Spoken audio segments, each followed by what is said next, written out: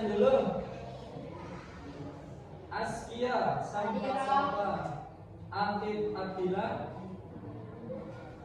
Afifah Nanda, Burhan Dameswara. Oke.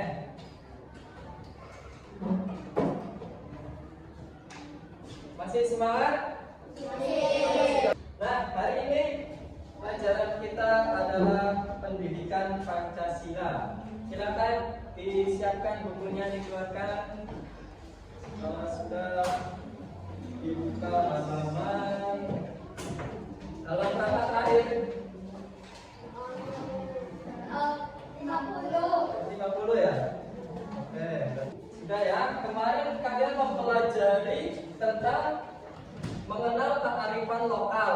Nah, kalau sekarang kita akan mempelajari bunyi dan lambang Pancasila. Sudah tahu apa sudah hafal? Sudah hafal ya. Yang pertama, coba sila pertama.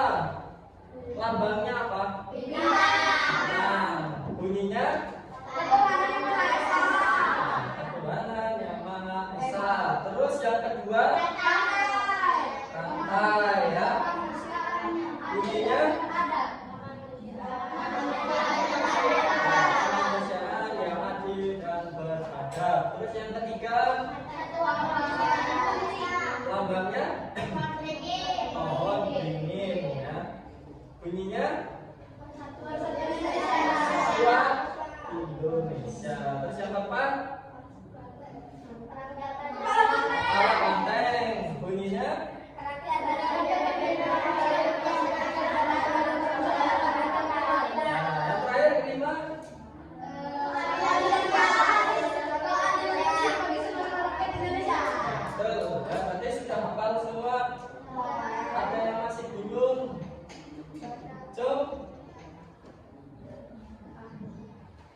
tunjuk satu-satu coba ya. Bentar. Obita. Sila ketiga Pancasila, lambangnya apa? Ya, benar, pohon beringin ya. Bunyinya apa? Apa? Persatuan Indonesia. Terus bunyi sila keempat.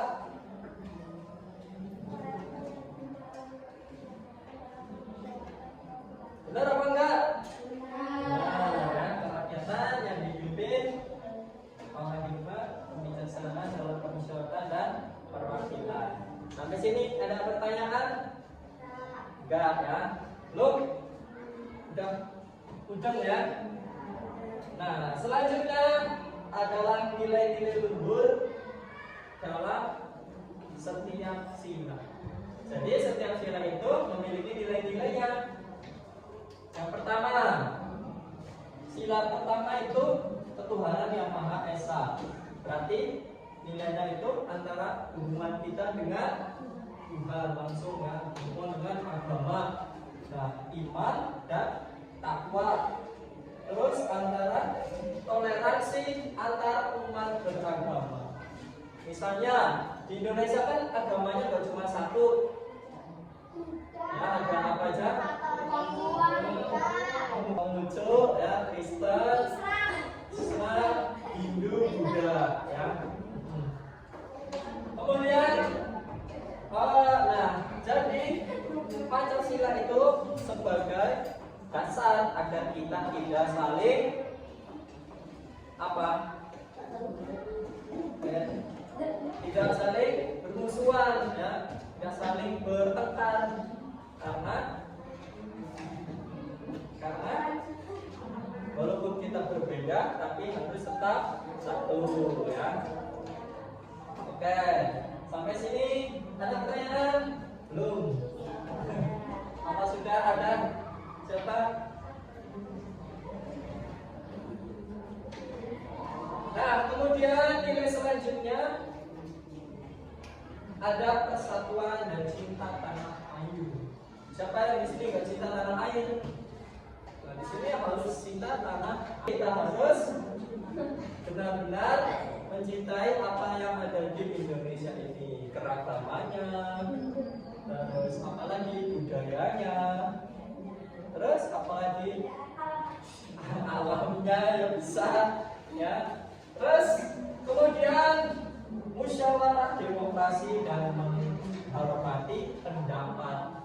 Misalnya kalian lagi bermusyawarah, terjadi di situ perbedaan pendapat, yang di sana kepengennya ini, yang di sini kepengennya itu.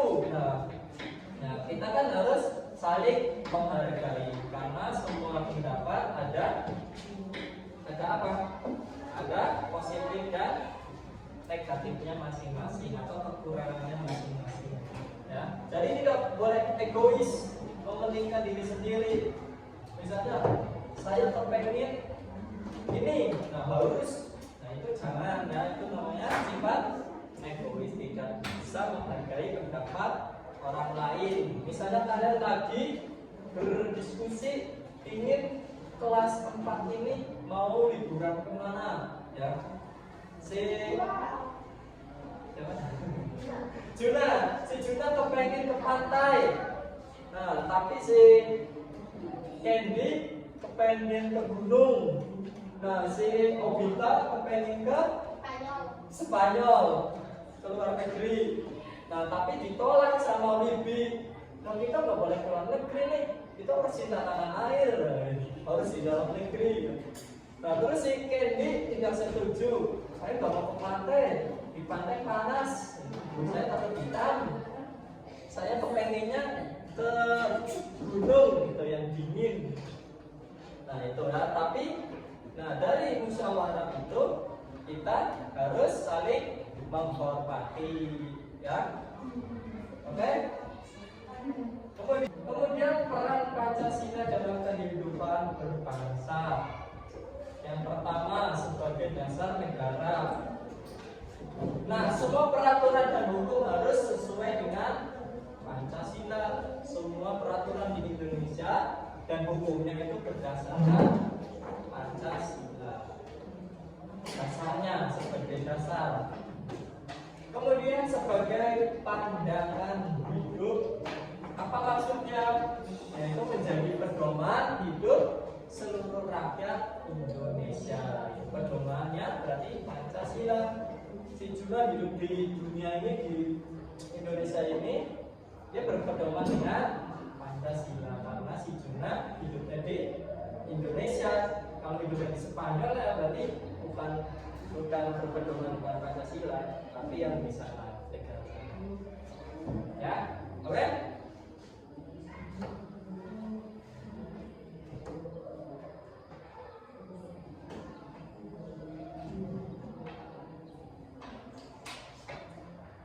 Nah, nanti kalian berkelompok ya, merumuskan atau mengerjakan soal yang nanti Pak Guru bagikan, ya.